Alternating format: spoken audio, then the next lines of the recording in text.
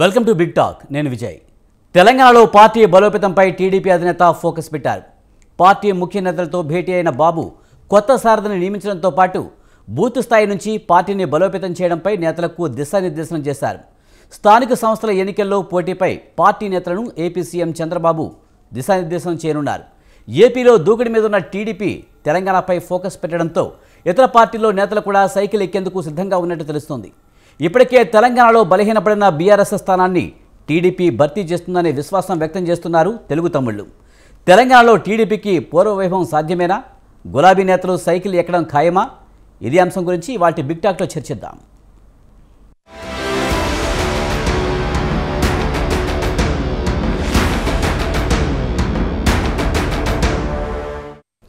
ఏపీలో ఫుల్ జోష్ మీద ఉన్న టీడీపీ ఇప్పుడు తెలంగాణలో పటిష్టంగా కోసం పూర్వవైభవం కోసం ప్రయత్నిస్తుంది. చంద్రబాబు ఈరోజు పార్టీ కార్యకర్తలు ప్రజలతో సమావేశమయ్యారు. టీడీపీ తెలంగాణ అధ్యక్షులతో పాటు అలాగే రాబోయే స్థానిక సంస్థల్లో పోటీకి కూడా రెడీ అవుతున్నట్టు తెలుస్తుంది. ఇదే అంశానికి సంబంధించి మనతో మాట్లాడేందుకు తాడికేల జయరాం గారు విశ్లేషకులు, అలాగే నిరంజన్ యాదవ్ గారు కాంగ్రెస్ రాష్ట్ర నాయకులు, మోకా ఆనందసాగర్ గారు టీడీపీ అధికార ప్రతినిధి, గంగాపురం వెంకటరెడ్డి గారు బీజేపీ రాష్ట్ర అధికార ప్రతినిధి మనతో ఉన్నారు. వారితో మాట్లాడదాం. ముందుగా విశ్లేషకులు తాడికేల జయరాం గారి దగ్గరికి వెళ్దాం. జయరాం గారు నమస్తే అండి. నమస్తే అండి సార్, తెలంగాణలో టీడీపీకి పూర్వ వైభవం దిశగా అడుగులు వేస్తుంది. చంద్రబాబు ఈరోజు పార్టీ నేతలతోనూ అలాగే ప్రజలతో సమావేశమయ్యారు. తెలంగాణలో టీడీపీకి స్పేస్ ఉందా? మీకు ప్యానెల్లో ఉన్న మిత్రులకు, స్వతంత్ర న్యూస్ ఛానల్ ప్రేక్షకులకు మరొకసారి నమస్కారాలండి. ఒక అంశాన్ని మనము చాలా క్లియర్గా మాట్లాడుకోవాలి. దీంట్లో ఏంటంటే తెలంగాణ అని ఫోకస్ చేయకపోవడం సరే, తెలుగుదేశం పార్టీకి ఉండే అవకాశాలు ఇప్పుడు ప్రభుత్వంలో ఉంది కాబట్టి అవకాశాలు డెఫినెట్గా ఎక్కువగానే ఉంటాయి, అలా డౌట్ ఏం లేదు. ఎందుకంటే తెలుగుదేశం పార్టీ ఇక్కడే ప్రారంభించబడింది కాబట్టి మళ్ళీ రీఎంట్రీ అనడానికి నాకు ఇష్టం లేదు. కానీ తెలంగాణను బలోపేతం చేయడం కోసము డెఫినెట్గా ప్రభుత్వంగా ఉన్న ఏపీలో ప్రభుత్వంగా ఉన్న పార్టీ ఆ ఛాన్స్ తీసుకుంటుంది. ఆ ఛాయిస్ ఉంది కూడా, మనం వద్దనడానికి లేదు. వాళ్ళకి ఇంకొక అడ్వాంటేజ్ కూడా ఉంది. ఇక్కడ ఈ రెండు అంశాలు చాలా క్లియర్గా మాట్లాడాలి. ఒకసారి తెలంగాణ అస్తిత్వం గురించి మాట్లాడాలి, తెలుగుదేశం పార్టీ అస్తిత్వం గురించి కూడా మాట్లాడాలి. ఈ రెండు మాట్లాడుతున్నప్పుడు మాత్రమే మనం తెలంగాణ ప్రజలకు సరైన విజన్ని, సరైన ఆలోచనని పంపించిన వాళ్ళం అవుతాం.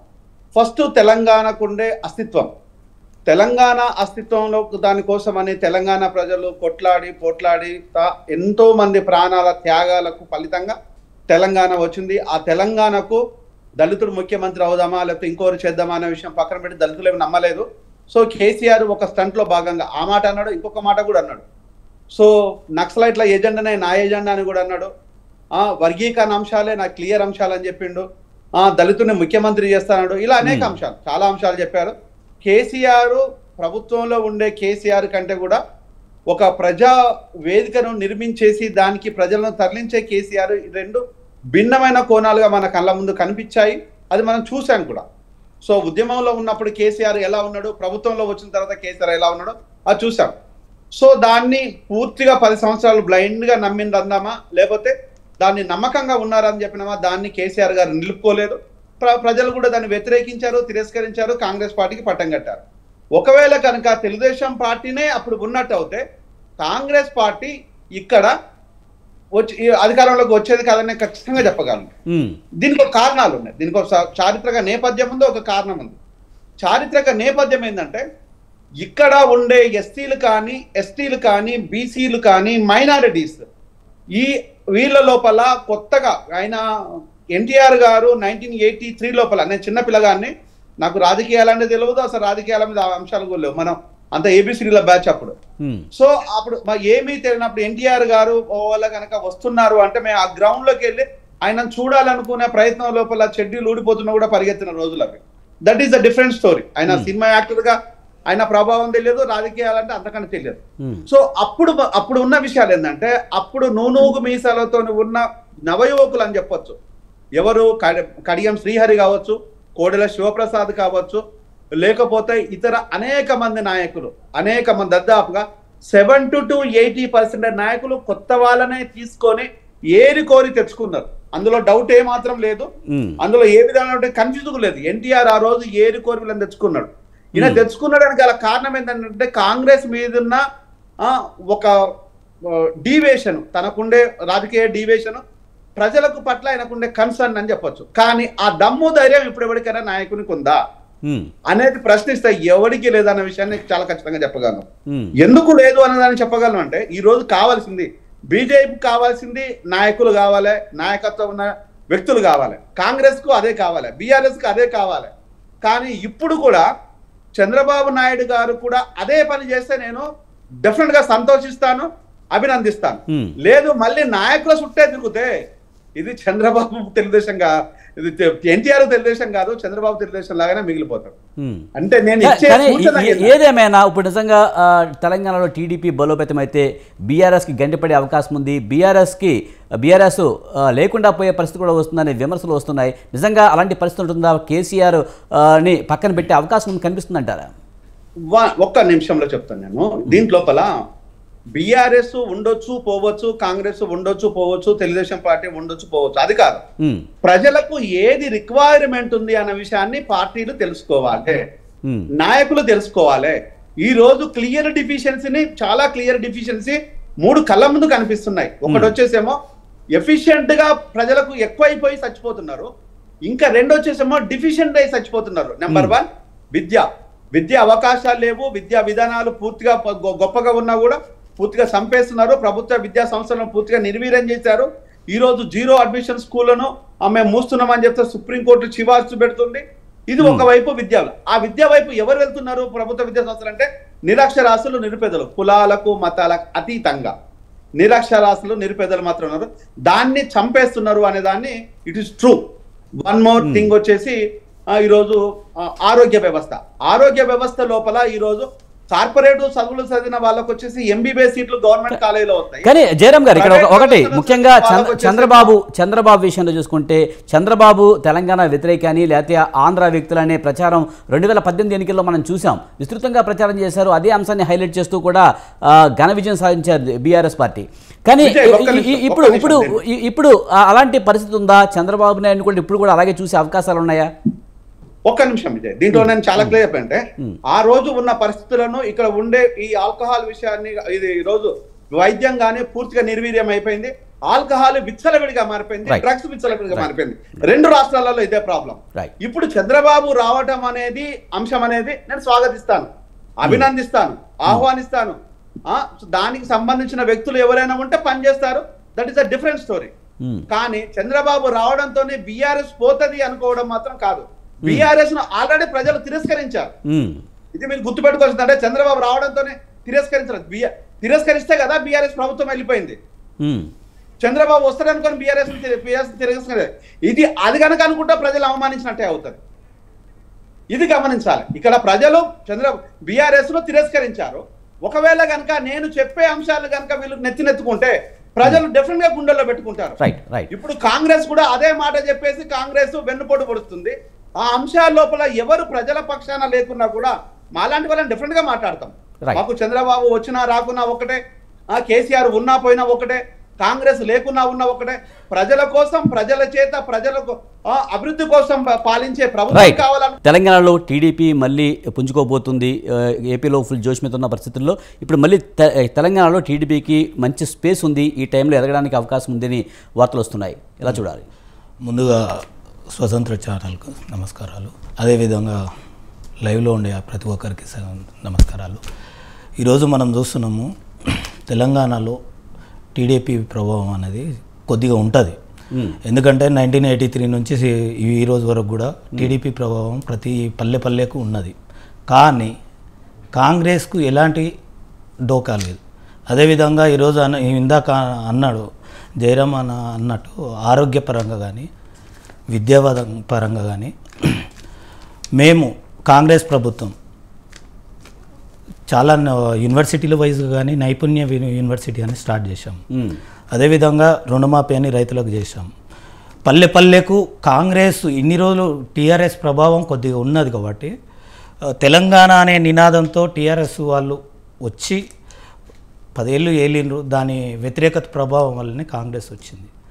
ఈరోజు కాంగ్రెస్ అనేది పల్లెతో పాటు టీడీపీ ప్రభావం ఉంటుంది కాదంటలేము, కానీ పల్లెకు టీడీపీ లేదు. గత ఉన్న ఇంపాక్ట్ ఈరోజు ఉండదు. అదేవిధంగా ఒకవేళ వచ్చినా కానీ సరైన నాయకత్వం పర్సన్ కానీ నిజంగా టీడీపీ అనేది తెలంగాణ వచ్చిన తర్వాత కూడా అదే విధంగా కొనసాగుంటే కనుక కాంగ్రెస్ ఖచ్చితంగా అధికారంలోనికి వచ్చి ఉండేది కాదు. టీడీపీకి ఇప్పటికే క్యాడర్ కానీ ఓటింగ్ కానీ తెలంగాణ వచ్చిన తర్వాత మంచి పొజిషన్లోనే ఉంది అని చెప్పి ఇంతకుముందు జయరామ్ గారు కూడా అన్నారు. మీరు 2018లో మనం ఎమ్మెల్యే ఎలక్షన్స్ చూసినాం, టీడీపీ ప్రభావం ఏం లేదు, టీడీపీ ఇంపాక్ట్ అనేది లేదు. 2023కి వచ్చేసరికి కొద్దిగా ఇంపాక్ట్ ఉంది. ఎందుకంటే ఇప్పుడు పక్క రాష్ట్రంలో ఏదైనా ఎలక్షన్స్ మూమెంట్ ఉంటే దాని ఇంపాక్ట్ అనేది కంపల్సరీ ఆ సరౌండింగ్ స్టేట్, అంటే ఇప్పుడు ఫర్ ఎగ్జాంపుల్ కర్ణాటకలో కాంగ్రెస్ వచ్చింది గత 2023, ఆ ఇంపాక్ట్ అనేది తెలంగాణలో ఉన్నది.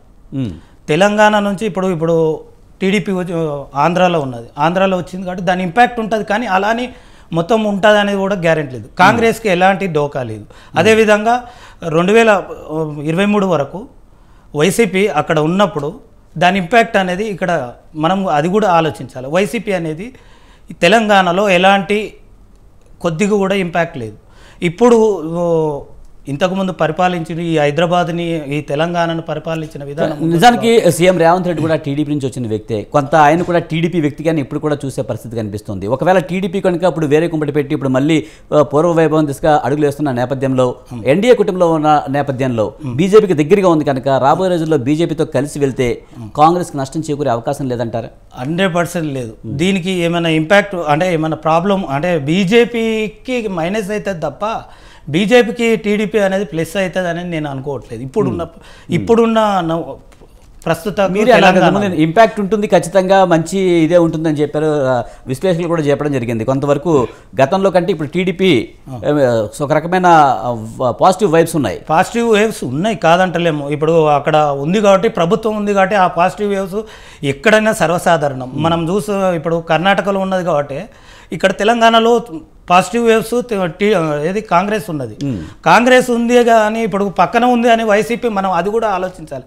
2023 వరకు వైసీపీ ఉన్నది కానీ దాని ఇంపాక్ట్ అనేది ఇక్కడ లేదు కదా, అది కూడా మనం గమనించాలి. వైసీపీ స్టార్ట్ అయింది ప్రత్యేక ముందు స్టార్ట్ అయినా కానీ ఆ తర్వాత ఇక్కడ పోటీ చేసే ఉమ్మడి రాష్ట్రంలో అధికారంలో ఉన్న పరిస్థితి లేదు. పొంగులేటి గారు 2018లో కానీ అంతకుముందు కానీ 2014లో పోటీ చేశారు, వైసీపీ నుంచి చేశారు. ఏమైనా ఆ ఒక్క ఖమ్మం ఏరియాలోనే ఉంది కానీ ఈ రోజు వరకు కూడా హైదరాబాద్ సరౌండింగ్లో ఏం లేదు. అదేవిధంగా ఉండొచ్చు కానీ సరైన నాయకత్వంతో కూడుకున్న పార్టీ ఉంది ఏది అక్కడ, కానీ ఇక్కడ లేదు కదా. సరైన నాయకత్వం కోసం వెతుకుతున్నారు. ఇప్పుడు ఈ స్థానిక ఎలక్షన్స్లో టీడీపీ ప్రభావం అసలు ఉండదని నా ఆలోచన. రైట్, మనతో పాటు మోకా ఆనంద్ సాగర్ గారు టీడీపీ అధికార ప్రతినిధి మనతో ఉన్నారు, ఆయనతో మాట్లాడదాం. ఆనంద్ సాగర్ గారు నమస్తే అండి. సార్, తెలంగాణలో టీడీపీకి మళ్ళీ పూర్వ వైభవం వస్తుందా? రాబోయే రోజుల్లో ఇక్కడ కూడా టీడీపీ చక్రం తిప్పబోతుందా? ముందుగా మీకు బిగ్ టాక్ లో ఉన్నటువంటి పెద్దలందరికీ హృదయపూర్వక నమస్కారం. తాత్కాలిక విరామం తీసుకుంది సార్ తెలుగుదేశం పార్టీ. ఎందుకంటే తెలంగాణ తెచ్చిన పార్టీ 2 సార్లు ప్రభుత్వం ఏర్పాటు చేసింది. తెలంగాణ ఇచ్చిన పార్టీ ఇప్పుడు ప్రభుత్వంలో ఉంది. ఈ మధ్యలో ఆంధ్రాలో జరిగినటువంటి జగన్మోహన్ రెడ్డి ఆడినటువంటి ఒక వికృత నాటకంలో హైదరాబాదు ప్రజలు చంద్రబాబు నాయుడు గారి యొక్క గొప్పతనాన్ని గుర్తించి వేణోళ్ల పొగిడారు. లక్షలాది మంది ఆయన అరెస్ట్ అయినప్పుడు హైదరాబాద్ లో బ్రహ్మాండమైన ర్యాలీలు చేశారు, సభలు చేశారు. కాబట్టి ఇచ్చిన పార్టీకి తెచ్చిన పార్టీకి అవకాశం ఇచ్చినటువంటి తెలంగాణ ప్రజలు హైదరాబాదు మహానగరం నడిబొడ్డులో పుట్టినటువంటి తెలుగుదేశం పార్టీని, తెలంగాణ గట్టు మీద పుట్టినటువంటి తెలుగుదేశం పార్టీని, హైదరాబాద్ లో సైబరాబాద్ అనే నగరాన్ని నిర్మించినటువంటి చంద్రబాబు నాయుడు గారి యొక్క పరిపాలనా దక్షతని గుర్తించి త్వరలో తెలుగుదేశం పార్టీకి హృదయపూర్వక స్వాగతం పలుకుతారని హైదరాబాద్ నుండి చాలా మంది మిత్రులు చెప్తా ఉన్నారు. ఎక్కడికంటే ఇప్పుడు తెలంగాణలోనే తెలుగుదేశం పార్టీ గురించి చర్చోపచర్చలు జరుగుతూ ఉన్నాయి. అంటే సమర్థుడైనటువంటి అనుభవజ్ఞుడైనటువంటి చంద్రబాబు నాయుడు గారిని తెలంగాణ ప్రజలు మర్చిపోయే ప్రసక్తి లేదు. ఎందుకంటే ఈవేళ ముఖ్యమంత్రిగా ఉన్నటువంటి రేవంత్ రెడ్డి గారు కానీ, గతంలో 2 సార్లు ముఖ్యమంత్రి అయినటువంటి కేసీఆర్ గారు కానీ ఇద్దరు కూడా తెలుగుదేశం పార్టీ ఫ్యాక్టరీ నుంచి వచ్చినటువంటి నాయకులే. ఇప్పుడు మంత్రులుగా కాంగ్రెస్ లో మంత్రులుగా ఉన్న వాళ్ళు, టిఆర్ఎస్ ప్రభుత్వంలో 2 దఫాలు మంత్రులుగా స్పీకర్లుగా ఉన్నటువంటి వాళ్ళందరూ కూడా తెలుగుదేశం బ్రాండే, మ్యానుఫ్యాక్చరింగే. కాబట్టి ఇక్కడ తెలుగుదేశం పార్టీ అనేది తాత్కాలిక విరామం మాత్రమే తీసుకుంది. ప్రజలు కూడా అదే కోణంలో ఆలోచిస్తున్నారు. ఈవేళ కేంద్రంలో కూడా చంద్రబాబు నాయుడు గారు తెలుగుదేశం పార్టీ కీలకంగా మారినటువంటి ఈ తరుణంలో తెలంగాణలో మళ్ళీ తెలుగుదేశం పార్టీ తప్పకుండా రేపు సూర్యుడు ఉదయిస్తాడనేది ఎంత నిజమో తెలుగుదేశం పార్టీ పునర్వైభవం పొందుతుంది తెలంగాణలో అనేది కూడా అంతే నిజం. ఆనంద్ సాగర్ గారు, ముఖ్యంగా ఉద్యమ సమయంలో బీఆర్ఎస్ పదే ఇది ఆంధ్ర పార్టీ, తెలంగాణ వ్యతిరేక పార్టీ అంటూ కూడా విపరీతమైన ప్రచారం చేశారు. అలాగే 2018 టైంలో కూడా కాంగ్రెస్తో జతకట్టి టీడీపీ వెళ్తున్న క్రమంలో కూడా చంద్రబాబు నాయుడునే బూచిగా చూపించిన పరిస్థితి కనిపిస్తోంది. ఆ టైంలో ఘోర పరాజయం కూడా పాలైన పరిస్థితి. ఇప్పుడు చంద్రబాబు నాయుడు ఇక్కడికి వచ్చినప్పటికీ కూడా అది కేసీఆర్కి బలం అయ్యే అవకాశం లేదంటారా? మళ్ళీ ఆంధ్ర పార్టీ వస్తుందని? సార్, ఇప్పుడు కేసీఆర్ గారి యొక్క పరిపాలన రెండు దఫాలు చూశారు ప్రజలు. ఆయన ఏ విధంగా తెలుగుదేశం పార్టీ మీద కుట్ర చేసి కుతంత్రం చేసి అక్కడ అల్లరి చేశారో అది కూడా అందరికీ తెలుసు. తెలుగుదేశం పార్టీ ఏం తప్పు చేయలేదు తెలంగాణ విషయంలో కానీ, తెలంగాణ ఇచ్చే విషయంలో కానీ. తర్వాత తెలంగాణ ప్రభుత్వం, తెలంగాణలో అక్కడ ప్రభుత్వం, ఇక్కడ మా ప్రభుత్వం ఏర్పడిన 2014లో కానీ చంద్రబాబు నాయుడు గారు కానీ తెలుగుదేశం పార్టీ కానీ ఎప్పుడు కూడా చిన్న తప్పు కూడా చేయలేదు. అది ప్రజలకు తెలుసు. అలాగే ఉద్యమాన్ని కూడా తెలుగుదేశం పార్టీ ఎప్పుడు వేలెత్తి చూపలేదు. చిన్న రాష్ట్రాలకి తెలుగుదేశం పార్టీ అనుకూలం అని చెప్పి చంద్రబాబు నాయుడు గారు లెటర్ కూడా ఇవ్వడం జరిగింది అన్నాడు. కేసీఆర్ గారు పదే విషయాలు ఇప్పటికీ చెప్తారు. కాబట్టి తెలంగాణ ప్రజలతో తెలుగుదేశానికి తరతరాల అనుబంధం సార్. నేను చెప్తున్నా నా స్వాగతమే చెప్తున్నాను. నేను మా నాన్నగారు 2 సార్లు ఎమ్మెల్యే చేసి మంత్రి చేశారు. నేను హైదరాబాద్ లోనే చదువుకున్నాను 72 నుండి 89 వరకు. నేను నిజాం కాలేజీలో BA సెకండ్ ఇయర్ చదువుతున్నప్పుడు రామారావు గారు ఎమ్మెల్యే క్వార్టర్స్కి వచ్చారు. మేము అక్కడే ఉండేవాళ్ళం కాపురం. అక్కడ పార్టీ పెట్టారు. ఆయన వచ్చినప్పుడు 5 ఎమ్మెల్యేలు ఉన్నారు. నాదెండ్ల భాస్కర్ రావు గారు, సి నారాయణ గారు, ఆది ఎం మాదయ్య గారు లాంటి వాళ్ళు, ఒక 5 కాంగ్రెస్ ఎమ్మెల్యేలు ఆయనకు స్వాగతం చెప్పారు.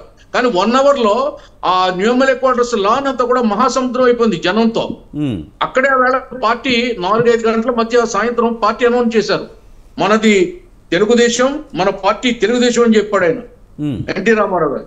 మరి ఆ వేళ అక్కడ ప్రారంభమైన తెలంగాణ మహానగరం నడిబొడ్డులో ప్రారంభమైన తెలుగుదేశం పార్టీ, తెలంగాణ గట్టు మీద పుట్టిన తెలుగుదేశం పార్టీ, మరి తెలంగాణ ప్రజల్ని, మరి చంద్రబాబు నాయుడు గారు 2 దఫాలు ఉమ్మడి రాష్ట్రాన్ని, ఎన్టీ రామారావు గారు 2 దఫాలు ఉమ్మడి రాష్ట్రాన్ని పరిపాలించినటువంటి పార్టీతోటి అనుబంధం ఉన్నదంటారా?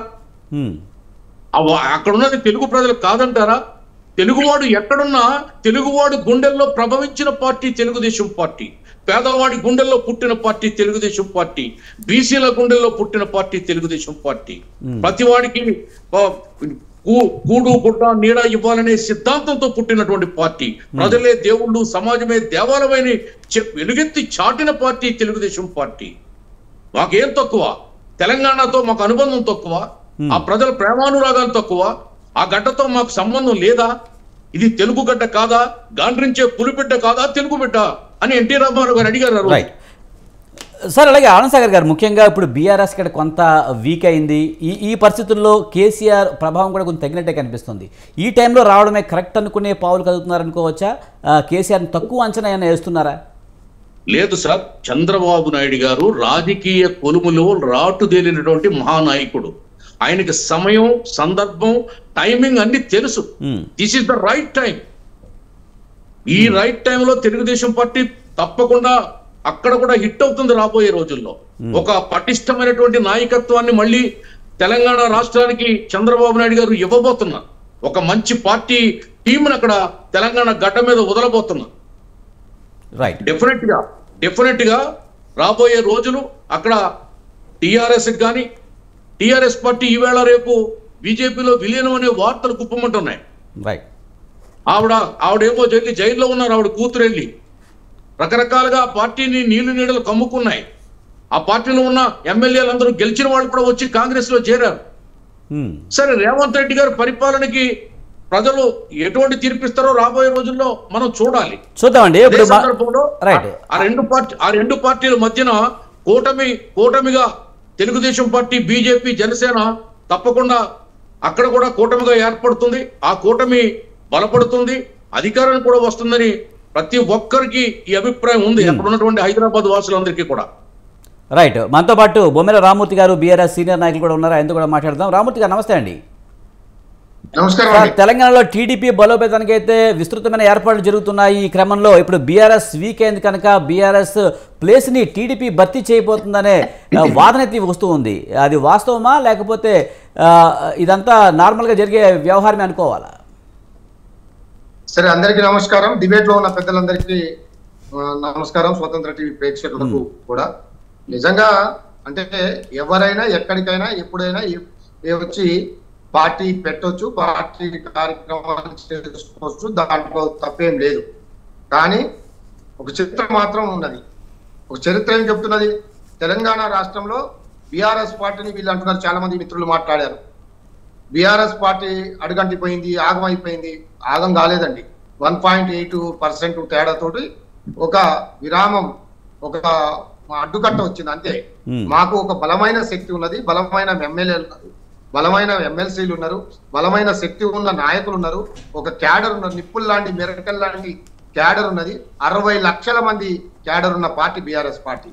కాబట్టి ఎవరో ఉత్తగానే ఏదో అన్నంత మాత్రాన ఒకసారి ఇంత అడ్డుకట్ట. కానీ రామూర్తి గారు ఒక మాట వినిపిస్తూ ఉంది, గతంలో బీఆర్ఎస్లో ఉన్న వాళ్ళందరూ కూడా గతంలో టీడీపీలు చేసిన వాళ్ళే కనుక టీడీపీ ఇక్కడ బలోపేతం అవుతుంది, పక్క రాష్ట్రంలో అధికారంలో ఉంది కనుక వాళ్ళంతా మళ్ళీ టీడీపీ వైపు మొగ్గు చూపే అవకాశాలు ఉన్నాయి, వాళ్ళంతా క్యూ కట్టబోతున్నారు అనే వార్తలు వస్తున్నాయి.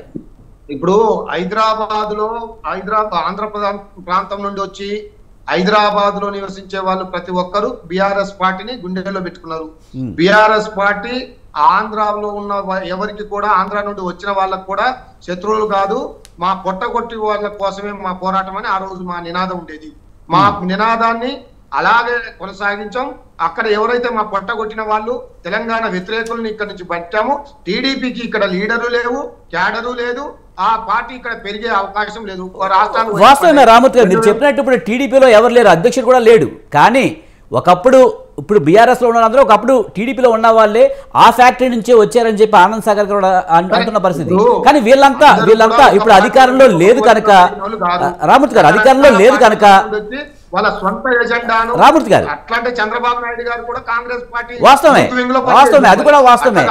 ఇప్పుడు పార్టీ నుంచి ఒక పార్టీ పుట్టించి ఒక పార్టీని స్థాపించి ఆ పార్టీకి అసాధ్యాన్ని సుసాధ్యాన్ని చేసి తెలంగాణ రాష్ట్రాన్ని తీసుకొచ్చి 2 సార్లు ముఖ్యమంత్రి అయ్యి తెలంగాణ ప్రజల మనోభావాలని గుండెలలో నిలిచిన పార్టీ బీఆర్ఎస్ పార్టీ. కాబట్టి చంద్రబాబు నాయుడు గారు కానీ వాళ్ళిద్దరు, వాళ్ళ చోటాబాయి ఇక్కడున్న రేవంత్ రెడ్డి గారు కానీ, అక్కడ ఉన్న బడేబాయి ఎవరైతే మోడీ గారు కానీ, వీళ్ళందరూ కలిసి వచ్చిన బీఆర్ఎస్ పార్టీని ఏం చేయలేరు.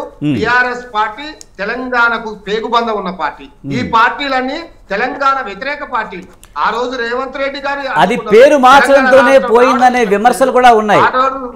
ఆ రోజు చంద్రబాబు నాయుడు గారికి ఇష్టం లేదు, ఆ రోజు మోడీ గారికి ఇష్టం లేదు. కాబట్టి ఈ ఇష్టం లేని పార్టీలు ఎన్ని ఈ తెలంగాణకు వచ్చినా బీఆర్ఎస్ పార్టీని ఏమి చేయలేరు. ఇట్లాంటి వాళ్ళని ఎంతో మందిని చూసి వచ్చిన పార్టీ. వీళ్ళందరినీ యొక్క నామరూపాలు లేకుండా చేస్తున్న పార్టీ. కాబట్టి మాకు ఒక ఎజెండా ఉంది.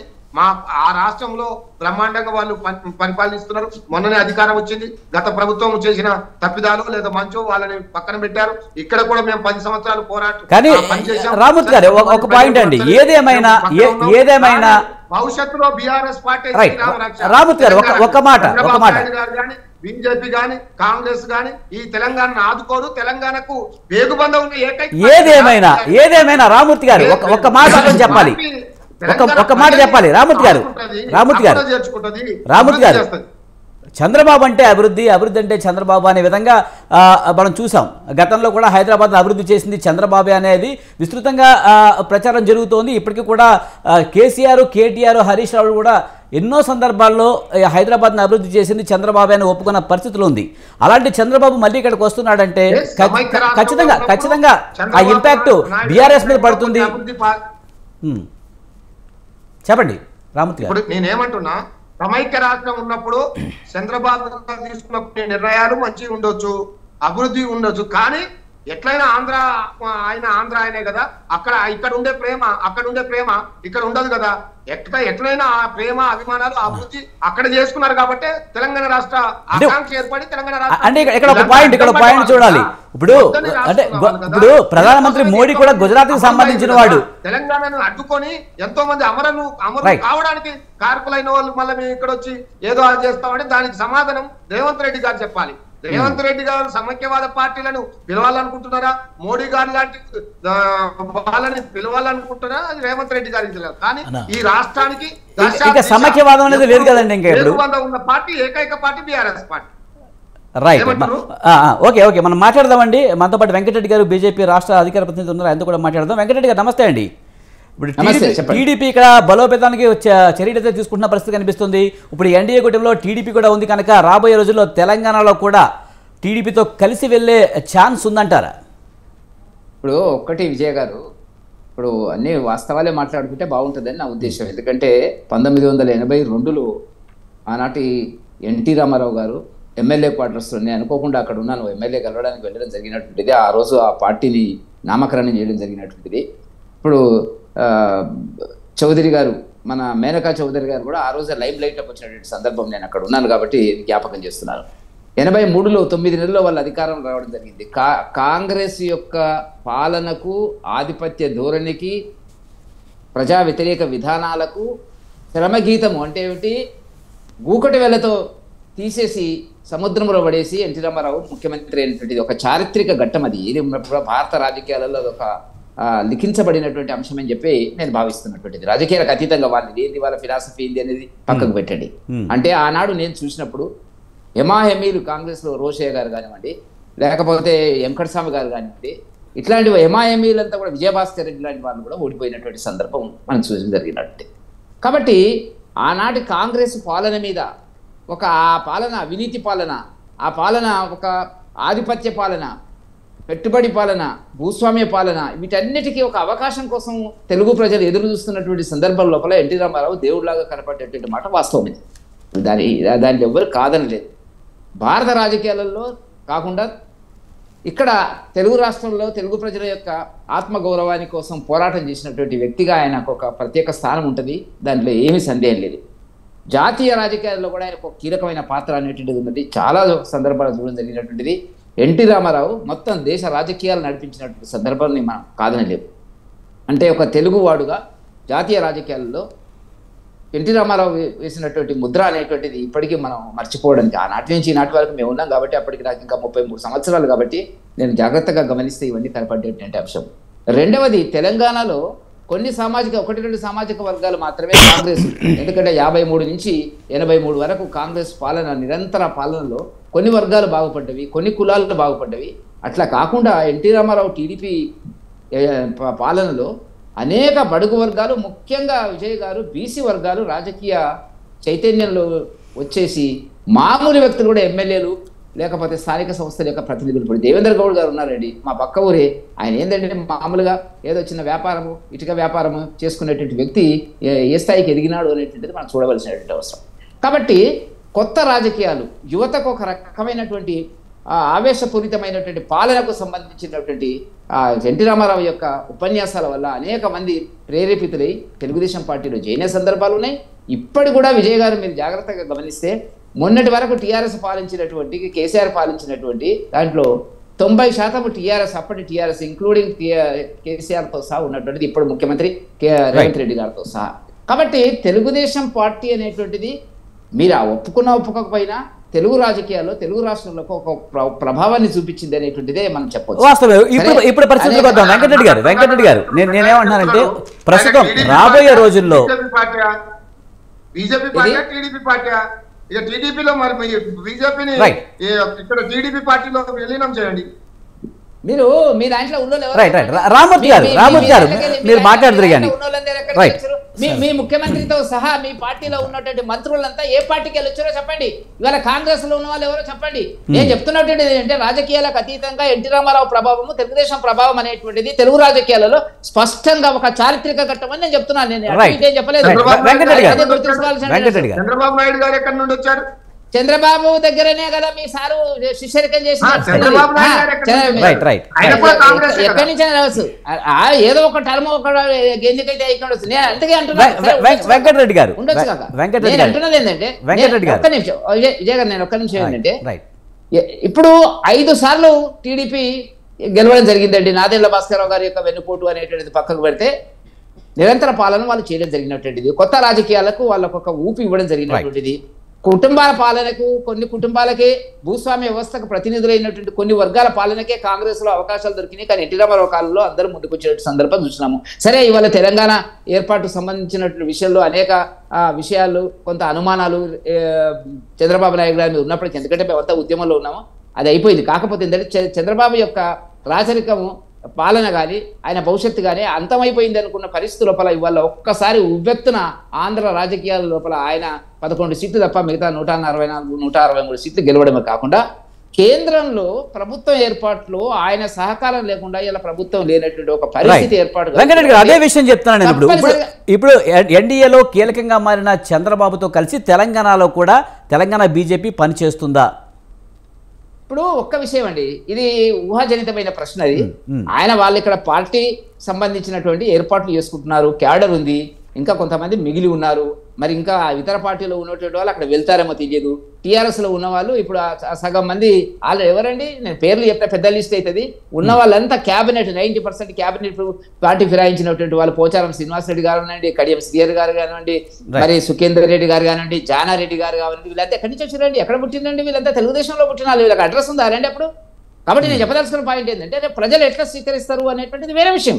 ఆయన పాలనకు సంబంధించి ఆనాడు కూడా ఏంటంటే కంప్యూటర్ యుగంలో ఆయన అనేక రకాల అవమానం జరిగింది. ఇలా కంప్యూటర్ లేకుండా సాఫ్ట్వేర్ లేకుండా ప్రపంచం లేదు అనేటువంటి పరిస్థితికి వచ్చింది. మాలాంటి వాళ్ళు కూడా అనుమానం పడ్డావు.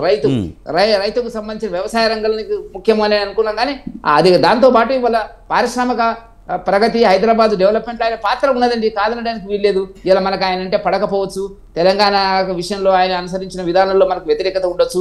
ఇప్పుడు ప్రజలు ఏ రకంగా, తెలంగాణ ప్రజలు ఏ రకంగా స్వీకరిస్తారు అనేటువంటిది మనం వేచి చూడాలి. ఆయన పాలసీ ఏంటి, ఎందుకు వస్తున్నాడు, అంటే ముఖ్యంగా బీఆర్ఎస్ ప్లేస్ ను భర్తీ చేస్తున్నది ఒకటైతే, బీఆర్ఎస్ తొందరలో బీజేపీలో విలీనం అయిపోతుందన్న ఒక వార్త కూడా ప్రచారం జరుగుతుంది. ఈ నేపథ్యంలో మీరు మీడియాలో ఇప్పుడు వల్ల మా బండి సంజయ్ గారు మాట్లాడినారు, కిషన్ రెడ్డి గారు ఢిల్లీ నుంచి మాట్లాడినారు. విలీనం ప్రసక్తి ఎక్కడి నుంచి వస్తుందండి? మాకేం అవసరం ఉంది? మేము ఆంధ్రప్రదేశ్లో టీడీపీతో కలిపి, జనసేనతో కలిపి మేము అధికారంలో ఉన్నాము. ఇక్కడ వాళ్ళు పార్టీకి సంబంధించి మళ్ళీ దాన్ని తిరిగి రివైవ్ చేసుకునే పరిస్థితులు వాళ్ళు ఉన్నారు. ప్రజలు ఎట్లా యాక్సెప్ట్ చేస్తారు ఏంది అనేటువంటిది వెయిట్ అండ్ చూసిన తర్వాత భవిష్యత్తు రాజకీయాల గురించి ఏం జరగబోతుంది అనేటువంటిది ఇప్పుడు మనం, అది ఊహాజనితమైన ప్రశ్న, మా దగ్గర సమాధానం కూడా లేదు దానికి సంబంధించిన. రైట్. జయరామ్ గారు ఉన్నారా? సరే, ఆయన లేనట్టున్నారు. నిరంజన్ గారు, ముఖ్యంగా చూస్తే రాబోయే స్థానిక సంస్థల ఎన్నికల్లో, జిహెచ్ఎంసీ ఎన్నికల్లో కానీ టీడీపీ పోటీకి దిగే అవకాశాలు ఉండొచ్చు అనేది జరుగుతున్న ప్రచారం. ఇంకా ఇక్కడ మొత్తం ఓవరాల్గా చూసుకుంటే తెలంగాణలో ఇంకా 10% ఓటు బ్యాంక్ అయితే టీడీపీకి ఉంది. ఈ నేపథ్యంలో రాబోయే స్థానిక సంస్థ ఎన్నికల్లో టీడీపీ సత్తా చాటబోతుంది అనే వార్తకి మీరు ఎలా చెప్తారు? వాస్తవం 10% తెలంగాణలో ఉంది. అది కూడా ఒక హైదరాబాద్ సరౌండింగ్లో ఉంటుందని నా ఒక అన్న. కాకపోతే ఇంకోటి అన్నట్టు ఆనంద్ సాగర్ అన్న కానీ, అదేవిధంగా రామూర్తి అన్న కానీ, వెంకరెడ్డి అన్న మాటల విధంగా చూస్తే మనం ఇక్కడ అర్థం చేసుకోవాల్సింది ఏంటంటే, టీడీపీ వచ్చినా ఇక్కడ ఒరిగేది ఏం లేదు ఒకటి. రెండోది, నీళ్లు నిధులు నియామకాలు అనే సిద్ధాంతంతోన టీఆర్ఎస్ పుట్టింది. తెలంగాణ అనే నినాదంతోన రాష్ట్రం ఏర్పడింది. ఆ రాష్ట్రం వచ్చినాక టీఆర్ఎస్ ఏం చేసింది అనేది తెలంగాణ ప్రజలు వ్యతిరేకించారు. అదేవిధంగా టీడీపీ ఆ రోజు రాష్ట్రం వచ్చే ముందు, రాష్ట్రంకు కావాల్సినప్పుడు చంద్రబాబు నాయుడు ఏం చేసిండు అనేది కూడా తెలంగాణ ప్రజలు గమనించారు. అదేవిధంగా మనం అర్థం చేసుకోవాల్సింది ఏంటంటే, ఇక్కడ నీళ్లు నిధులు నియామకాలు అన్నప్పుడు ఓన్లీ హైదరాబాద్కు సంబంధించింది మాత్రమే డెవలప్ చేశారు. ఆంధ్ర పాలకులకు, ఆంధ్రాకు సంబంధించిన పెత్తందారులకు మాత్రమే ఈ హైదరాబాద్ని డెవలప్ చేశారు. అదేవిధంగా ఒక్క నిమిషం అన్న, అదేవిధంగా మనం చేస్తున్నాం ఆంధ్రప్రదేశ్ తీసుకుంటే, ఆ వైజాగ్ కావచ్చు, నెల్లూరు కావచ్చు, గుంటూరు కావచ్చు, కర్నూలు కావచ్చు, ఇలా ఇండస్ట్రియల్ వైజ్గా దాదాపు ఒక 10-20 వెబ్బులు అంటే ఇండస్ట్రియల్ ఫ్యాబ్ సిటీ టైప్లుగా డెవలప్ చేశారు. ఈ తెలంగాణలో చంద్రబాబు గారు ఓన్లీ హైదరాబాద్ను డెవలప్ చేశారు, కానీ ఒక ఇప్పుడిప్పుడు డెవలప్మెంట్ వరంగల్ వస్తుంది, కరీంనగర్ ఏం లేదు. మీరు చూసుకోండి, కావాలంటే రైతుల మీద డిపెండ్ అయి ఉంది ఈ తెలంగాణ. హైదరాబాద్ వరంగల్ తప్ప ఇండస్ట్రియల్ వైజ్గా కానీ డెవలప్మెంట్ వైజ్గా కానీ అదే ఈ పట్టణీకరణ విధంగా కానీ చూసుకుంటే ఓన్లీ హైదరాబాదు వరంగల్ తప్ప మిగతా ఎక్కడ లేదు. చంద్రబాబు ఆ రోజుల్లో ఉండే విధానాలు, ఆ రోజు ఉండే పరిస్థితుల ప్రభావం బట్టి ఆయన వెళ్ళాడు. కానీ ఈరోజు చంద్రబాబు వచ్చినా కానీ ఇంపాక్ట్ టీఆర్ఎస్కి ఉండొచ్చాము కానీ బీజేపీకి ఉండొచ్చాము కానీ కాంగ్రెస్కి ఎలాంటి దోకా లేదు. ఇంకోటి అన్నట్టు అంటే ఒక్క విషయాన్ని చూడాలి. ఎందుకంటే గత ఎన్నికల్లో చూసుకుంటే చంద్రబాబు నాయుడు జైల్లో ఉన్న టైంలో ఇక్కడ పోటీ చేద్దామని అనుకున్నప్పటికీ కూడా పోటీ చేయలేని పరిస్థితుల్లో మేము తప్పుకుంటున్నామని చెప్పారు.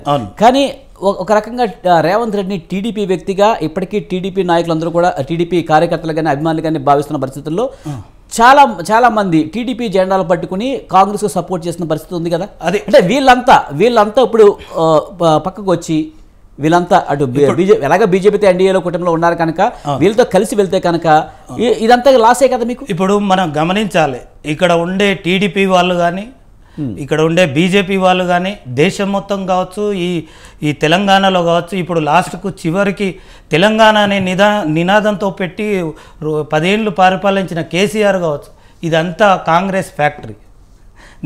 నేను కాదు, ఇక్కడ ఉండే ప్రతి ఒక్కరు చెప్పగలుగుతారు కూడా, ఇదంతా కాంగ్రెస్ ఫ్యాక్టరీ. కాంగ్రెస్ పుట్టించిన వాళ్ళు ఇంట్లాంటి వాళ్ళు 100 మంది వస్తుంటారు. నాలాంటి వాళ్ళు ఇక్కడ లైవ్లో ఉండే ప్రతి ఒక్కరు విశ్లేషకులు కావచ్చు, ఎవరైనా కానీ కాంగ్రెస్ అనేది ఒక ఫ్యాక్టరీ.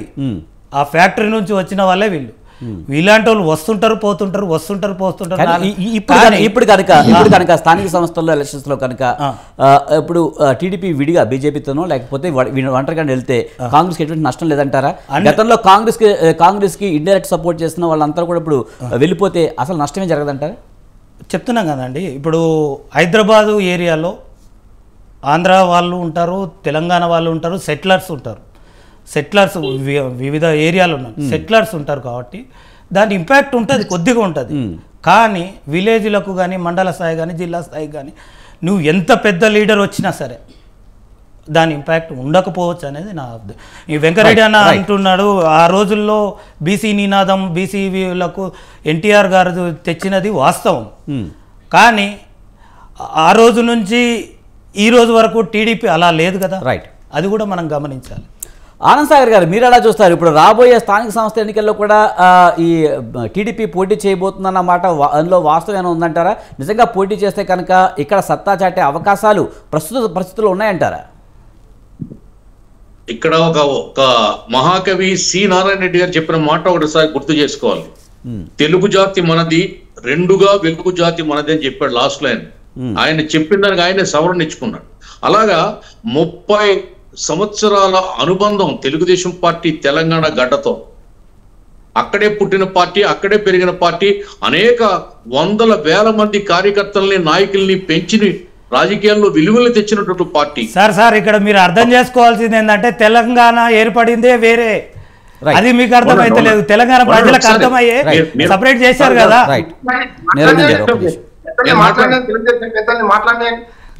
మాట్లాడినా కాబట్టి మాకు నేను చెప్పమంటే జిల్లాల వారీగా కూడా చెప్తా. ఖమ్మం, నిజామాబాద్, రంగారెడ్డి, ట్విన్ సిటీస్, ఇంకా కరీంనగర్, ఇటువంటి జిల్లాల్లో తెలుగుదేశం పార్టీకి గ్రామ స్థాయిలో, వార్డు స్థాయిలో, బూత్ స్థాయిలో బలమైనటువంటి క్యాడర్ ఉంది. మాకు క్యాడర్ లేక కాదు. ఇక్కడ ఆంధ్రప్రదేశ్ అనే ఒక వెనుకబడిన రాష్ట్రం తెలుగుదేశం పార్టీ బాగు చేయాలి కాబట్టి 14 అధికారం ప్రజలు అక్కడ ఇచ్చారు కాబట్టి పూర్తిగా అక్కడ దృష్టి పెట్టి చంద్రబాబు నాయుడు గారు 10 సంవత్సరాలు రాజధానిగా ఉన్న హైదరాబాద్ను కూడా వదులుకొని ఆంధ్రాకు రావడం జరిగింది. అంటే తెలంగాణ ప్రజలు తెలంగాణ తెచ్చిన పార్టీని కోరుకున్నారు. వాళ్ళకి కొంత సమయం ఇవ్వాలి అని మేము చాలా హోందాగా రాయలుగా మేము అక్కడ వేలు పెట్ట చూసుకోలేదని మేము వచ్చేసాం. కానీ క్యాడరు అట్లాగే ఉండిపోయింది. నాయకులందరూ వెళ్ళిపోయారు. ఆ వేళ నెక్కిన 18 మంది 16 మంది ఎమ్మెల్యేలు కూడా వెళ్ళిపోయారు. అంత మాత్రాన తెలుగుదేశం పార్టీ అక్కడ లేదంటే నిజంగా అది అలా అనుకోవడం అమాయకత్వం. ఆనంద్ సాగర్ గారు ఇక్కడ ఒక మాట మాట్లాడుకోవాలి మనం, ఎందుకంటే 2014లో ఏపీలో కూడా టీడీపీ అధికారంలో ఉంది. అదే సమయంలో ఇక్కడ దాదాపు 14-15 మంది ఎమ్మెల్యేలు ఉన్నారు. ఆ టైంలో బీఆర్ఎస్లోకి వెళ్ళిపోయారు వాళ్ళు. ముఖ్యంగా ఓటుకు నోటు కేసు కనుక లేకపోయి ఉంటే కనుక టీడీపీ ఇక్కడ ఆ ప్రభావం ఉండి ఉండేది అనే మాటకి ఎలా చూస్తారు మీరు దాన్ని? అదే కదండి, ఇప్పుడు అది ఏదో ఒక కుట్ర చేసి కేసీఆర్ గారు ఆ రోజు తెలుగుదేశం పార్టీ ఇక్కడ ఉంటే ప్రమాదం, 18 మంది ఎమ్మెల్యేలు ఉన్నారు, చంద్రబాబు నాయుడు లాంటి ఒక అనుభవజ్ఞమైనటువంటి నాయకుడు ఇక్కడ ఉంటే చాలా ప్రమాదం, ఇది ఇక్కడ ఉండకూడదు, ఏదో రకంగా ఆంధ్రాకి వెళ్ళిపోవాలని చెప్పి ఒక కుట్ర చేశారు. అది కుట్రది. దాన్ని కూడా ప్రజలను దృష్టిలో పెట్టుకుని, ప్రాంతాన్ని దృష్టిలో పెట్టుకుని, తెలంగాణ ప్రజలను గౌరవించి మా తట్టబుట్ట పట్టుకుని మేము వచ్చాం ఇక్కడికి. ప్రజలను ఇబ్బంది పెట్టాలనే ఉద్దేశం చంద్రబాబు నాయుడు గారికి లేదు. ఎందుకంటే ఆయన పెంచి పోషించినటువంటి మహానగరం హైదరాబాద్. తెలుగుదేశం పార్టీ గ్రామాల్లో పరిపాలన పరంగా విప్లవాన్ని తీసుకొచ్చింది పార్టీ. హైదరాబాద్ ను గుర్తించిందే చంద్రబాబు నాయుడు అంటే ఎట్లాంటి, మీరు ఇంకా వినండి. హైదరాబాద్ చంద్రబాబు నాయుడు పుట్టించలేదు, మీరు పుట్టించలేదు. హైదరాబాద్ పుట్టింది చారిత్రక నగరం హైదరాబాదు. హైదరాబాద్ ని డెవలప్ చేసింది ఎవరు? తెలుగుదేశం పార్టీ కాదా? ఒప్పుకోలేరా? మీ కేసీఆర్ చెప్పాడు నిండు సభలో, మీ కేటీఆర్ గారు చెప్పాడు, మీ హరీష్ రావు గారు చెప్పారు, అమెరికా కూడా చెప్పాడు కదా కేటీఆర్ గారు. సో మేమేమంటున్నాం అంటే, మేమేదో నగరాన్ని సృష్టించాం, నా హైదరాబాద్ని సృష్టించాం అని చెప్పట్లేదు. పరిపాలన పరంగా ఒక రాజకీయ పార్టీగా సమర్థమైనటువంటి నాయకత్వంతో హైదరాబాద్ ని 3 దశాబ్దాల పాటు ఉమ్మడి రాష్ట్రంలో చంద్రబాబు నాయుడు గారు 14 ఏళ్ళు సీఎం గా అక్కడ ఉన్నారా లేదా? ఆ పరిపాలన అప్పుడు సజావుగా జరిగిందా లేదా? హైదరాబాద్ లో అనేకమైనటువంటి లోటుపాట్లు సరిదిద్దడం జరిగిందా లేదా? గోండాయిజం కానీ, రౌడీయిజం కానీ, మత కలహాలు కానీ, పాత నగరం లాంటి క్రిటికల్ ఏరియాలో కూడా శాంతి భద్రతల్ని చాలా పకడ్బందీగా అమలు జరిగిందా లేదా? ఎలా ఉండదు? చంద్రబాబు నాయుడు గారు సీఎం అయినప్పుడు హైదరాబాద్ ఎలాగుంది? జూబ్లీహిల్స్ లో, బంజారీల్స్ లో ఆ రాళ్ల గుట్టలు ఉండేవి. ఆ రాళ్ల గుట్టల ప్లేస్ లో ఇవాళ మహానగరం నిర్మించబడిందా లేదా? దానికి అంకురార్పణ చేసింది చంద్రబాబు నాయుడు గారు కాదా? తర్వాత వచ్చిన ముఖ్యమంత్రులు కూడా కృషి చేశారు, కాదనట్లేదు మేము. కానీ ఎవరు ఆ ఫ్లైఓవర్లో సంస్కృతిని హైదరాబాద్ లో ప్రవేశపెట్టింది ఎవరు? ఇవాళ రింగ్ రోడ్డు కానీ, మా ఇంటర్నేషనల్ ఎయిర్పోర్ట్ కానీ, మీకు తెలియదేమో చెప్తున్నాను వినండి. మాకు ఈ రోజుకి ఒక ఇంటర్నేషనల్ ఎయిర్పోర్ట్ లేదు. ఈవేళకి మాకు గుండె నొప్పి వస్తే తెలంగాణ వచ్చి ఆపరేషన్ చేయించుకునే పరిస్థితి. వైసీపీలో మంత్రులకి గుండె నొప్పి వస్తే హైదరాబాద్ వచ్చి ఆపరేషన్ చేయించుకున్నారు. కరోనా వస్తే హైదరాబాద్ వచ్చి వైద్యం చేయించుకున్నారు. ఇక్కడ మాకు ఏమీ లేదు, సరైన ఎడ్యుకేషన్ లేదు. ఇప్పటికీ ఐఏఎస్ ట్రైనింగ్ ఇవ్వాలంటే, కోచింగ్ తీసుకోవాలంటే హైదరాబాద్ రావాలి. గ్రూప్ 1కి కోచింగ్ తీసుకోవాలంటే హైదరాబాద్ రావాలి. ఏదైనా ప్రైవేట్ కంపెనీలో ఉద్యోగం కావాలంటే హైదరాబాద్ రావాలి. నిజంగా మేము బాధపడుతున్నాం. తెలంగాణలో రాష్ట్రం విడిపోయి తెలంగాణలో ఉన్నప్పుడు అంత అభివృద్ధి చేసిన వాళ్ళు ఆంధ్రప్రదేశ్ కి ఏర్పడిన తర్వాత ఎందుకు చేసుకోలేకపోయారు? అది మీ తక్కువతనం కదా.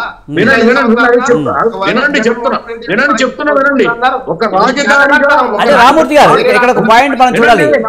చంద్రబాబు నాయుడు కూడా మధ్యలో ఎందుకు మీరు మాట్లాడినప్పుడు నేను మాట్లాడలేదు కదా. ఉమ్మడి రాష్ట్రంలో రాజధానిగా హైదరాబాద్ ని డెవలప్ చేశాం. డెవలప్ అయినటువంటి ఫలితాలు ఇవాళ విడిపోయినటువంటి తెలంగాణ రాష్ట్రం పొందుతుంది. మేము దానికోసం కూడా బాధపడట్లా. ఇక్కడ సైమల్టేనియస్ గా ఆంధ్రప్రదేశ్ లో ఒక తిరుపతి కానీ, వైజాగ్ కానీ, విజయవాడ కానీ పెద్దగా అభివృద్ధి చెందలేదు. సరైన హాస్పిటల్, వైద్యం లేదు, విద్యా సదుపాయాలు లేవు, ట్రాన్స్పోర్టేషన్ లేదు. పోర్టులు ఉన్నా కూడా మాకు ట్రాన్స్పోర్టేషన్ లేదు. నిజం, ఇది వాస్తవం చెప్తున్నాను. మీ ఎవరి మీద నింద వేయట్లేదు నేను. ఆనంద్ సాగర్ గారు 70 ఏళ్ల ఉమ్మడి రాష్ట్రంలో 30 ఏళ్లు తెలుగుదేశం పార్టీ అభివృద్ధి చేస్తే, ఇక్కడ రాష్ట్రం ఏర్పడి 10 ఏళ్ళు అయితే, 5 ఏళ్ళు మేము అధికారంలో ఉండి ఒక షేప్ తీసుకొస్తే, మరొక 5 ఏళ్ళు ఇక్కడ జగన్మోహన్ రెడ్డి సర్వనాశనం చేసి మళ్ళీ 30 ఏళ్ళు వెనక్కి తీసుకెళ్ళండి రాష్ట్రాన్ని. అందుకే తెలంగాణ మీద మళ్ళీ తెలుగుదేశం పార్టీ జెండా పాతుతాం. పార్టీని పల్లెల్లో పునర్నిర్మిస్తాం. తప్పకుండా రాబోయే రోజుల్లో అక్కడ ఉన్నటువంటి కాంగ్రెస్ పార్టీకి, బీఆర్ఎస్ పార్టీకి తప్పకుండా తెలుగుదేశం పార్టీ ధీటుగా ఉంటుందని మాత్రం చెప్పగలుగుతున్నాం మీ ద్వారా. రామూర్తి గారు ముఖ్యంగా బీఆర్ఎస్ కి బలం కేసీఆరే, కానీ కేసీఆర్ అసెంబ్లీకి రావడం లేదు, ప్రజల మధ్యలోకి వెళ్ళడం లేని పరిస్థితి నెలకొంది. కేటీఆర్ హరీష్ రావు ఎంత ప్రయత్నించినా రేవంత్ రెడ్డిని ఎదుర్కోలేకపోతున్నారు. ఇది టీడీపీ విస్తరణకు ప్లస్ పాయింట్ అయ్యే అవకాశం ఉంది. ఇది వాస్తవంగా? సరే, ఇప్పుడు ఎవరు వచ్చినా ఎవరు రాకున్నా మాకు ఒక ఎజెండా ఉన్నదండి. మేము ఈ తెలంగాణ రాష్ట్రం తెచ్చిన పార్టీగా, తెలంగాణ రాష్ట్రం కోసం పోరాటం చేసిన పార్టీగా, 10 సంవత్సరాలు అధికారంలో ఉన్న పార్టీగా, ఇప్పుడు 9 నెలల్లోనే అపవాదం మూటగట్టుకున్న కాంగ్రెస్ పార్టీని ప్రజల ముందు పెట్టాలి. అబద్ధాలు ఆడి వచ్చి 6 గ్యారెంటీలు అమలు చేస్తారని అమలు చేయకుండా తెలంగాణ ప్రజల్ని మోసం చేసి కుట్రలు చేసి ఒక్క హామీని కూడా నెరవేర్చకుండా ప్రజల్ని ఏమార్చి మోసం చేసిన పార్టీని ప్రజల ముందు పెట్టాలి. స్థానిక సంస్థలలో వీళ్ళ బండారం బయట పెట్టాలనేది మా లక్ష్యం. ఏ పార్టీలన్నా రావచ్చు, వైఎస్ఆర్ కానీ రామ్మూర్తి గారు ముఖ్యంగా కేసీఆర్ బయటకు వస్తేనే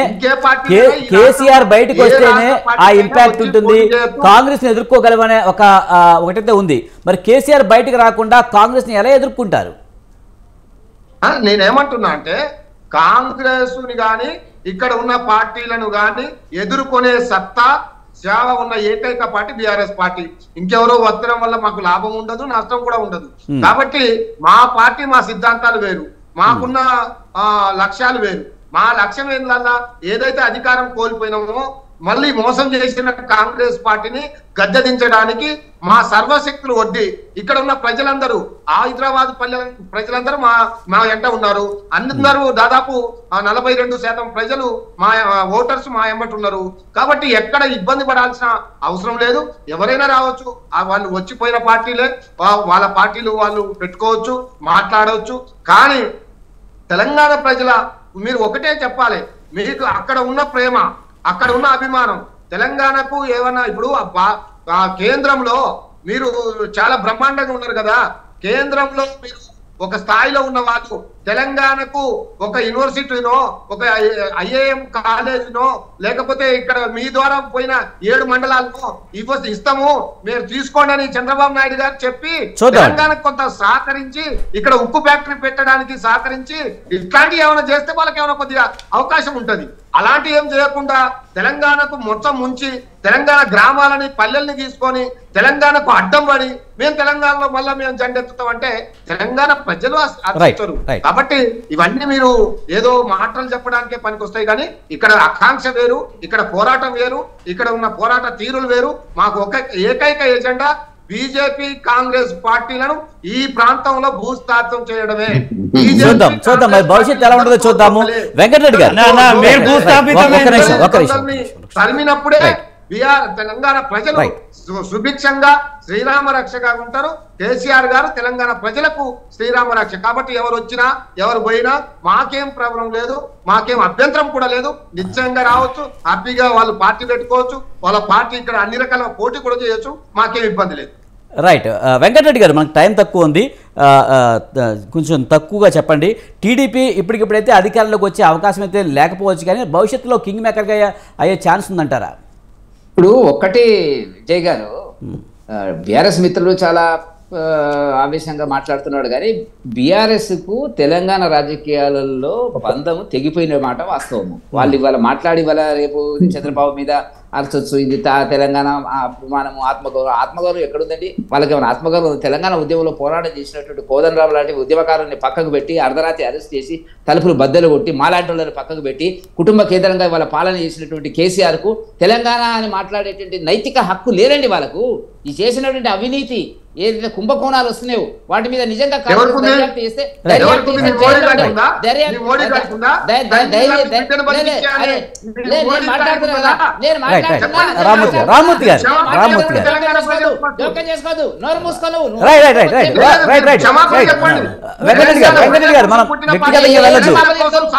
వ్యక్తిగతంగా వెళ్ళొద్దు రామ్మూర్తి గారు, వెంకటరెడ్డి గారు.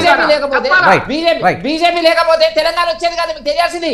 సొంత కోసం కాదు, హరీశ్రావు కోసం, కేటీఆర్ కోసం, కవిత కోసం, సంతోష్ కోసం తెలంగాణ రాలేదు. మీరు గుర్తుపెట్టుకోండి. మీద తెలంగాణ మేమంతా పోరాడినాం 69లో మేము జైలుపోయినాం.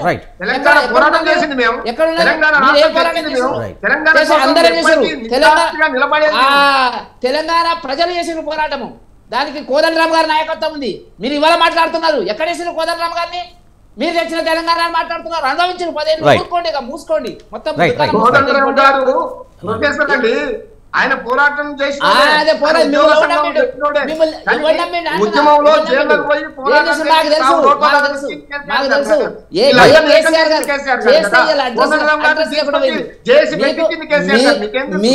మీకు తెలంగాణలో పుట్టగతులు లేవు. పెట్టుకోండి. వెంకటరెడ్డి గారు, రామ్మూర్తి గారు, టైం అవుతుందండి. Final words. భవిష్యత్తు రాజకీయాలు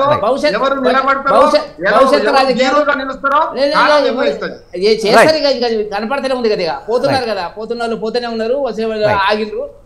రేపు ఎప్పుడు ఉంటుందో, ఎంతమంది ఎమ్మెల్యేలు మీ వైపు ఉంటారో కూడా తెలియనట్టు ఒక దుస్థితిలో మీరు ఉన్నారు. ఇవాళ మీ పాలన చాలు. మీరు చేసినటువంటిది ఎక్కడ కూడా, ఎక్కడంటే ధర్నా చౌకును మూసేసి మీరు చేసినటువంటి గొప్పతనం ఏంటంటే నాకు అర్థం కాదు. మీరు ఇవాళ ప్రజాస్వామ్య హక్కుల గురించి మాట్లాడుతున్నారు, తెలంగాణ ప్రజల గురించి. వెంకటరెడ్డి గారు, మనకు టైం అయ్యిందండి, మనకు టైం అయిపోయింది. ఫైనల్ వర్డ్స్ దాడికి జయరామ్ గారు ఫైనల్ గా చెప్పండి. రాబోయే రోజుల్లో టీడీపీ పాత్ర ఏ విధంగా ఉండే అవకాశం కనిపిస్తుంది? రైట్, జయరామ్ గారు ఫైనల్ గా చెప్పండి. మీరు రాబోయే రోజుల్లో ఇంకా ఖమ్మం, హైదరాబాద్, నిజామాబాద్, రంగారెడ్డి, కరీంనగర్ లాంటి ప్లేసుల్లో ఇంకా ఓటు బ్యాంక్ ఉన్న టీడీపీ రాబోయే రోజుల్లో కింగ్ మేకర్ అయ్యే అవకాశాలు కనిపిస్తున్నాయంటారా?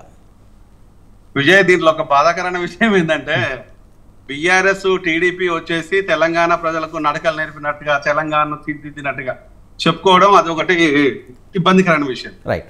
ఎందుకంటే ఇంతకుముందు టీడీపీ మిత్రుడైనా బీఆర్ఎస్ మిత్రుడైనా అర్థం కావాల్సింది ఏంటంటే ప్రజలకు ఒక అవగాహన ఉంది, ప్రజలకు ఒక నడవడిక ఉంది, ప్రజలు ఉంది. తెలంగాణ అనేది ఎవరి సొత్తు కాదు, తెలంగాణ ఎవడు బాగు చేయలేదు.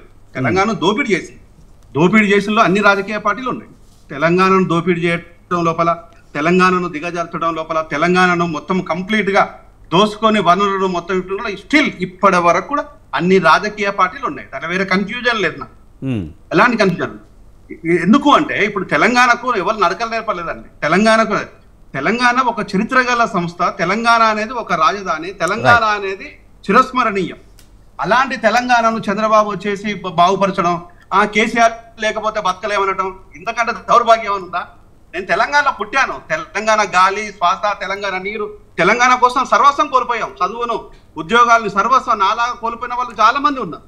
అలాంటి తెలంగాణ మేము కొట్లాడి తెచ్చుకుంది కదా, ఎవరో దయాదాక్షల మీద వచ్చింది కాదు, తెచ్చుకున్నది కాదు. ఈ రోజు ఎన్నో త్యాగాల ఫలితం తెలంగాణ. ఇంతకుముందు మా వెంకన్న చెప్పినట్టుగా 1967, 1969 నుంచి ఉద్యమం కనుక చరిత్రలో ఉన్నది 1969 ఉద్యమం. 1967 నుంచి అంటే నేను పుట్టను కూడా పుట్టలేదు. అప్పటి నుంచి ఉన్న ఉద్యమం ఈ రోజు తెలంగాణ సహకారం కావడానికి అనేక అంశాలు ఉన్నాయి. ఒకటి విజయ్, నాకున్న అబ్జెక్షన్ ఒకటే, తెలంగాణ విషయం లోపల కేసీఆర్ గారు పనిచేయొచ్చు, తెలుగుదేశం పార్టీ చంద్రబాబు గారు పనిచేయొచ్చు, ఎవరైనా పనిచేయొచ్చు. కానీ తెలంగాణ లోపల మేము మాత్రమే బాగు చేసినామంటే వాళ్ళను దొంగలుగా ప్రజలు చూస్తున్నారు. ఆ విషయం గుర్తు. తెలంగాణ విషయం లోపల ఇక్కడ దోసుకున్న వాళ్ళు, దాచుకున్న వాళ్ళే తప్పితే తెలంగాణ వాళ్ళని బతికించినట్టు అవుతే ఇప్పటి వరకు విద్యా వ్యవస్థ క్షీణించిపోయింది. ఆ పాపానికి ఫలితం ఎవరు? అందరు బాగు చేస్తే ఈ రోజు ఎందుకు పోయింది? 9,000కు పైచలు స్కూళ్లు మూతపడ్డాయి. ఆ పాపానికి కారణం ఎవరు? 40% ప్రభుత్వ స్కూల్లో ఉన్న పిల్లలకు తండ్రులు లేరు. ఆ పాపానికి ఫలితం ఎవరు? ఈ రోజు విద్యా వ్యవస్థ కాదు, వైద్య వ్యవస్థ ఈ రోజు వరకు కూడా ఉస్మానియా హాస్పిటల్ జయరామ్ గారు మనకు టైం అయిందండి.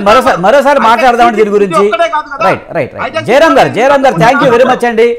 Thank you very much. అలాగే రామ్మూర్తి గారు, వెంకటరెడ్డి గారు, ఆనంద్ సాగర్ గారు, నిరంజన్ యాదవ్ గారు, థ్యాంక్ యూ వెరీ మచ్ అండి డిబేట్లో పాల్గొన్నందుకు. ఇది ఇవాల్టి బిగ్ టాక్. చూస్తూనే ఉండండి స్వతంత్ర.